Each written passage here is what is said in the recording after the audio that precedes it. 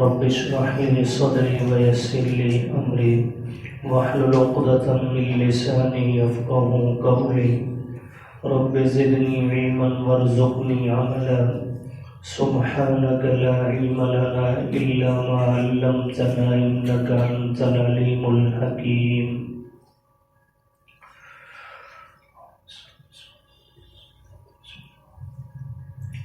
یا ایھا الذین آمنوا، اے وہ لوگ جو ایمان لا چکے، لا ترفعوا، مت بلند کرو، اصواتکم، اپنی آوازوں کو، فوق صوت النبی، نبی کریم صلی اللہ علیہ وسلم کی آواز پر، وَلَا تَجْهَرُوا لَهُ بِالْقَوْلِ، اور مت اونچا بولو نبی کریم صلی اللہ علیہ وسلم کے سامنے، كَجَهْرِ بَعْضِكُمْ لِبَعْضٍ، تمہارے آپس میں ایک دوسرے کے لیے اونچا بولنے کی طرح، أَن تَحْبَطَ أَعْمَالُكُمْ، کہیں ضائع نہ ہو جائیں تمہارے اعمال، وَأَنْتُمْ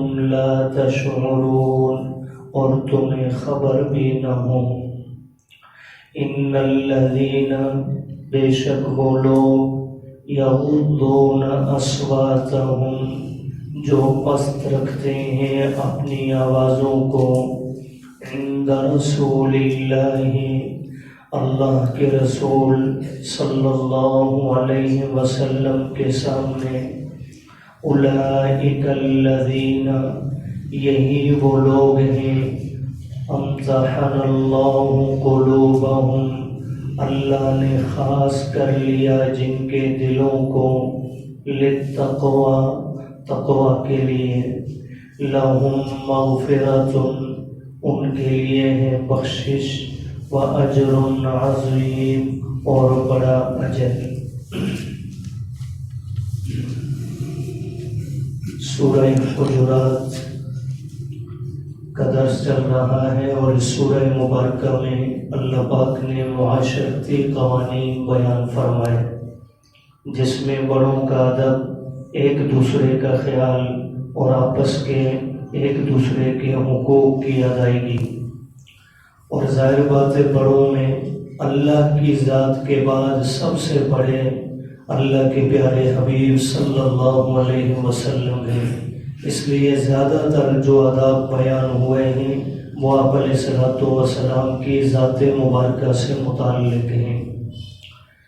جیسے کل کی آیت کریمہ میں آپ سماعت فرما چکے کہ دو ادب اللہ پاک نے پہلی آیت میں بیان فرمائے۔ پہلا ادب یہ بیان فرمایا کہ اللہ اور اللہ کے رسول صلی اللہ علیہ وسلم سے آگے مت بڑھو۔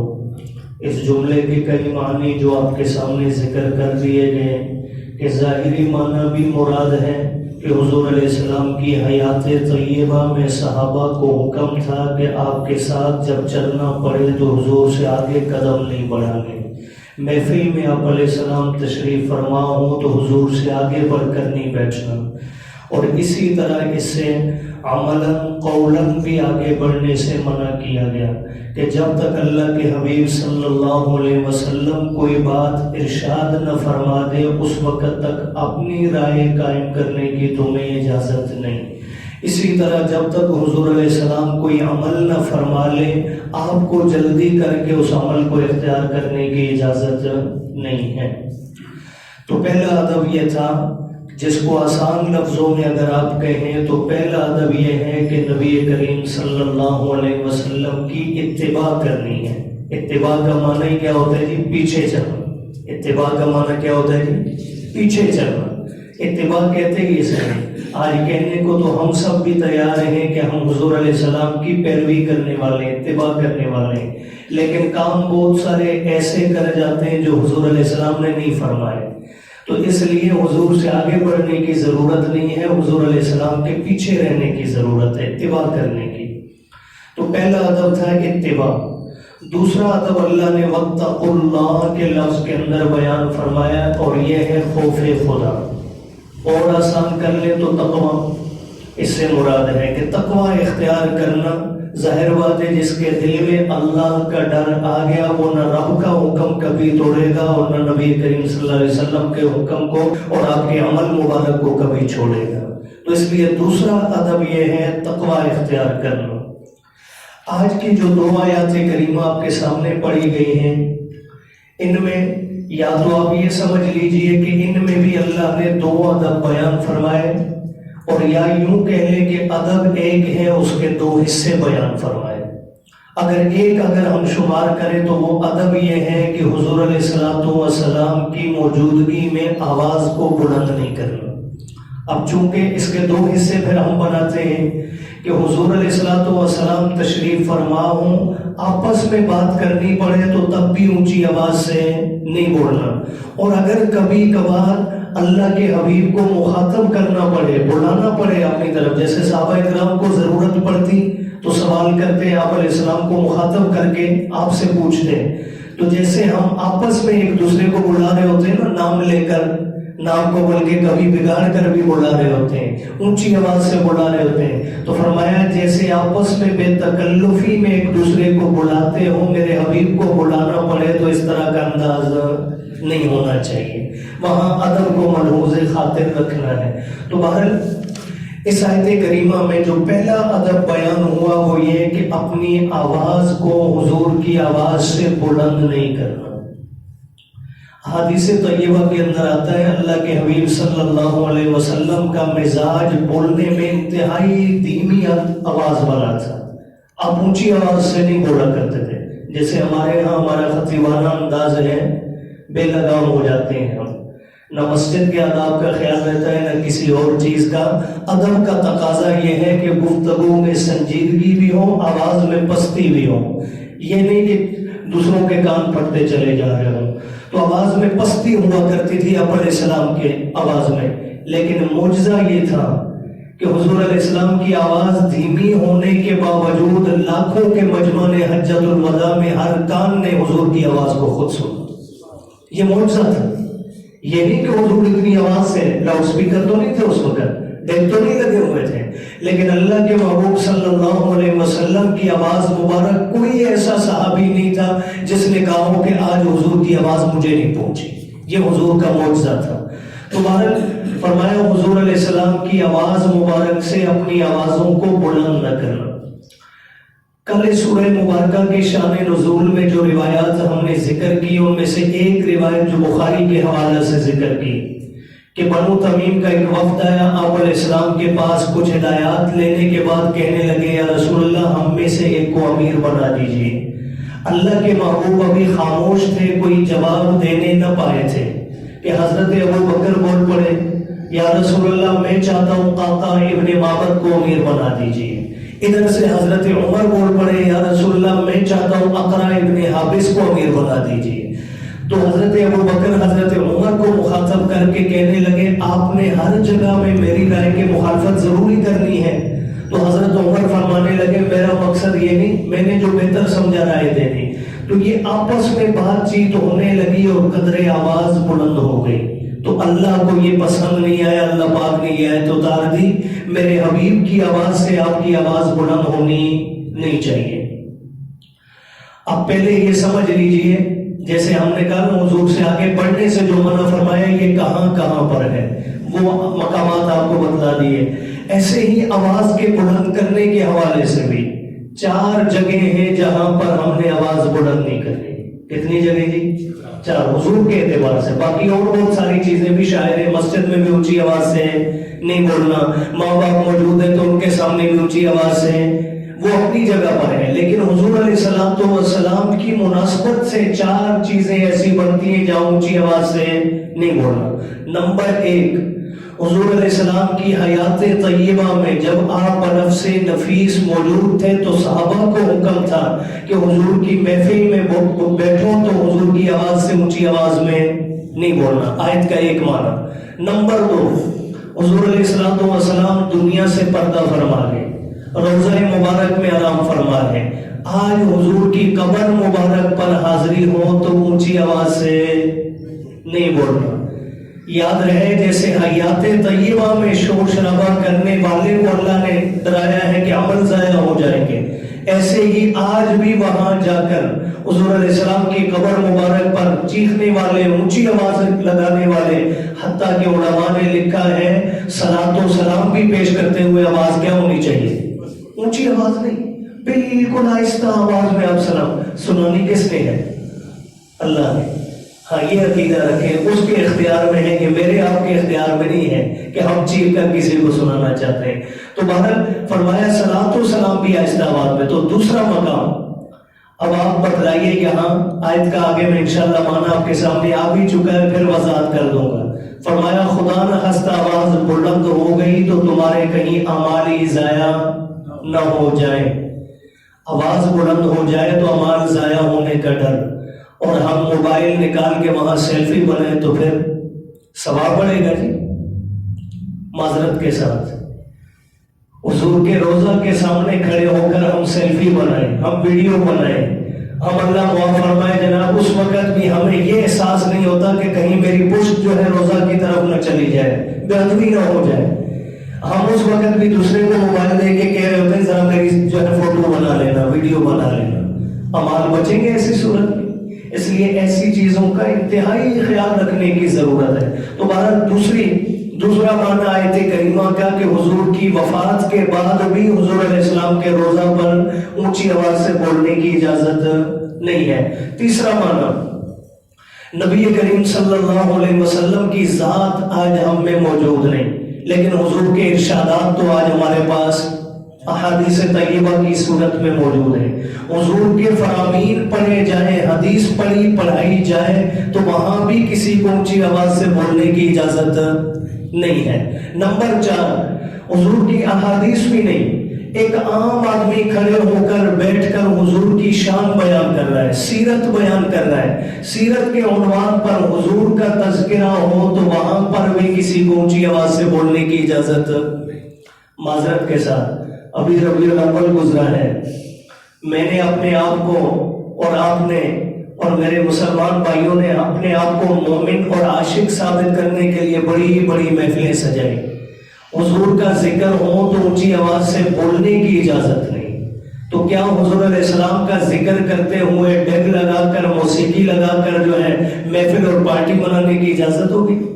معذرت، یہ قرآن سمجھیے، یہ میں اپنا مسئلہ کسی پر تھوپتا نہیں، میں اپنا نظریہ کسی پر نہیں جو ہے نافذ کرنا چاہتا، لیکن ادب سکھانا چاہتا ہوں۔ حضور کا ذکر مبارک ہو، ہمیں وہاں اونچی آواز سے قرآن پڑھنے کی بھی اجازت نہیں۔ مسئلہ بتلا رہا ہوں، حضور کا ذکر مبارک چل رہا ہے، میں انفرادی عبادت کرنا چاہتا ہوں تو مجھے چاہیے یا سائڈ پہ چلا جاؤں اس محفل سے، اگر وہیں پہ بیٹھا ہوں تو مجھے اونچی آواز سے قرآن پڑھنے کی بھی اجازت نہیں ہے۔ تو کیا مجھے اس بات کی اجازت ہے کہ ادھر میں نعت لگاؤں اور ادھر میں نے ساتھ جو ہے موسیقی ڈیگ لگائے ہوئے ساتھ جو ہے وہ بھی بج رہے ہیں؟ تو کیا یہ حضور کی شان میں بے ادبی نہیں ہے؟ اس لیے معذرت کے ساتھ اس سے بھی اپنے آپ کو بچائیے۔ تو بہرحال یہ 4 چیزیں ایسی حضور کی مناسبت سے آ گئی جہاں آواز اونچی رکھنے کی اجازت نہیں ہے۔ اب آیت کا ترجمہ پھر دیکھ لیں، پھر صحابہ کے 1-2 واقعات ذکر کر دیتا ہوں۔ فرمایا یا ایھا الذین آمنوا، اے ایمان والو، حکم کافروں کو نہیں ہے، منافقوں کو نہیں ہے، مجھے اور آپ کو ہے، حضور کے زمانہ میں صحابہ کو اور ان کے واسطہ سے صبح قیامت تک آنے والے ایمان والوں کو۔ اے ایمان والو لا ترفعوا، مت بلند کرو، اصواتکم، اپنی آوازیں، فوق صوت النبی، نبی کریم صلی اللہ علیہ وسلم کی آواز مبارک پر، ولا تجہروا لہ بالقول۔ اب پہلے جملے کا تعلق یہ تھا کہ حضور موجود ہیں تو آپس میں اونچی آواز سے نہ بولو، اور دوسرا جملہ ہے کہ حضور کو اگر کبھی بلانا پڑے، مخاطب کرنا پڑے تو تب بھی آواز اونچی نہ ہو۔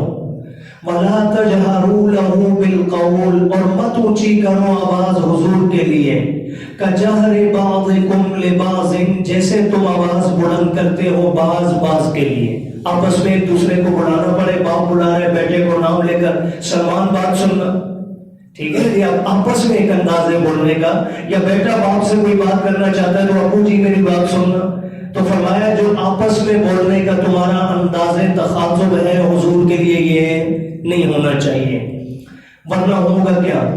فرمایا ان تحبط اعمالکم، تمہارے اعمال ضائع ہو جائیں گے، وانتم لا تشعرون، اور تمہیں خبر بھی، تم شعور بھی نہیں رکھو گے۔ اب جب یہ آیت کریمہ نازل ہوئی تو صحابہ کا انداز کیا ہو گیا؟ اب ابھی جن صحابہ کا ذکر کیا حضرت ابوبکر و عمر، خاص طور پر ان کے ایک عمل پر اللہ نے یہ آیت نازل فرمائی۔ اس کے بعد صحابہ فرماتے ہیں حضرت ابوبکر کو حضور کی محفل میں، حضرت عمر کو کبھی اونچی آواز سے بولتے ہوئے ہم نے نہیں دیکھا۔ حضرت ابوبکر تو انتہائی دھیمی آواز رکھتے، لیکن اتنی آواز رکھتے کہ پہلی بار میں ہی بات سمجھ میں آ جاتی، لیکن حضرت عمر نے تو آواز کو اتنا پست کر لیا کہ حضور کو بھی پوچھنا پڑتا عمر کیا کہہ رہے ہو، یعنی اتنی آہستہ آواز میں۔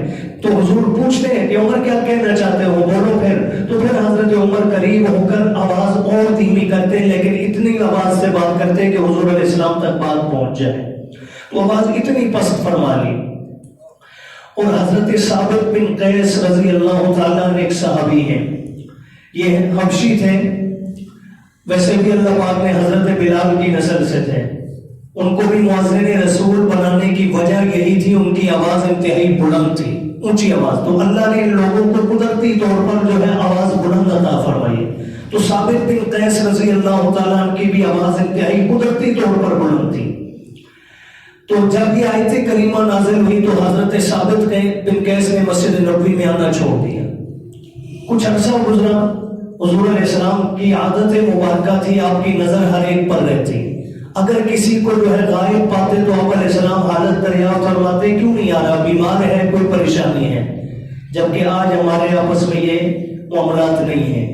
حالانکہ ایک دوسرے کا اگر کوئی نمازی ساتھ سے کوئی ساتھی غائب ہے، امام کو بھی اور نمازیوں کو بھی ایک دوسرے کا خیال رکھنا چاہیے، عیادت کرنا، تعزیت کرنا، مشکلات میں پریشانیوں میں ایک دوسرے کے ساتھ کھڑا ہونا، یہی اصل اسلام ہے، جسے آج ہم نے چھوڑ دیا۔ ساتھ پڑوسی بیچارہ تکلیف میں ہوگا، ہمیں کوئی پرواہ نہیں ہوگی، نمازی ہفتے سے غائب ہوگا مسجد میں، ہم پوچھنے کو تیار نہیں کہ وہ کیوں نہیں آ رہا، کس مسئلے کا شکار ہے۔